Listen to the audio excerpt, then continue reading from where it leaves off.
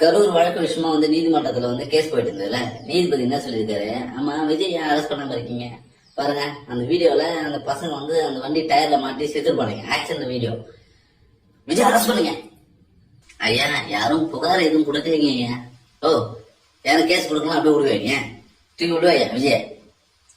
உடனே மக்கள் யோசிக்கிறாங்க, எதுக்கு இப்ப இவர் விஜய் அரெஸ்ட் பண்ண கங்கணம் கட்டி சுத்துறாப்புல. மக்கள் என்ன யோசிக்கிறாங்கன்னா, இப்ப நம்ம பஸ்ல போறோம்ப்பா, பஸ் ஆக்சிடென்ட் ஆயிடுச்சு, டிரைவர் மேல மட்டும் கேச போடுவாங்கன்னா, டிரைவரோட சேர்ந்து பயணிகள் மீதும் கேச போடுவாங்கன்னா. விஜய் பிரச்சாரத்துக்கு போறாப்புல, டிரைவர் மேல கேச போடுவாங்களா, விஜய் மேல கேச போடுவாங்களா? ஐயா, எதுக்கு இப்ப ஜட்ஜ் ஐயா விஜய் அரெஸ்ட் பண்ணணும் இப்படி கங்கணம் கட்டி சுத்துறாப்புல. சரி, அடுத்த விஷயத்துக்கு வரும். விஜய்க்கெல்லாம் தலைமை பண்பே இல்லைங்க. பாருங்க, கரூர் சம்பவத்துல விட்டுட்டு ஓட்டாப்புல பயனாங்குடி மாதிரி, தொண்டலையும் காணும் தலைவனும் காணும், இவெல்லாம் ஒரு கட்சி தலைவன் அப்படின்னு சொல்லியிருக்காப்புல. ஓ, எதுக்கு இப்படி சொல்றாப்புல?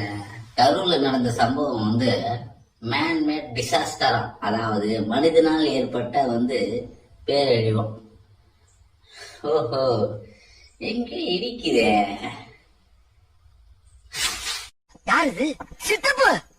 நீங்க போனீங்க Stalin uncle, what uncle is very wrong uncle.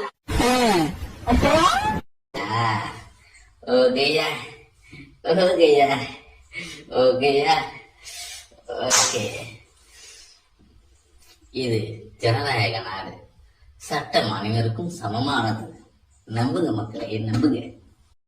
ஆட்சியை காப்பாத்திக்கணும், தன் பதவியை காப்பாத்திக்கணுங்கிறதுக்காக சொல்லிக் கொண்டிருக்கிறார். அங்க பலியாக்கப்பட்டிருப்பது உயிர். எந்தவித முன்னறிவிப்பு கிடையாது, எந்த முன்னெச்சரிக்கையும் கிடையாது. ஊர்வலம் நடத்தப் போவது முன்கூட்டியே தெரியும். அதுக்கு தகுந்த காவல்துறை பாதுகாப்பு ஏற்பாடு செய்திருக்கணும். எந்த பாதுகாப்பும் செய்யாம ஒரு கையாளாக ஆட்சி நடத்தி கொண்டிருக்கக்கூடியவர்கள் அதைத்தான் புலரிக் கொண்டிருப்பார்கள். இதுதான் இருக்கக்கூடிய நிலை.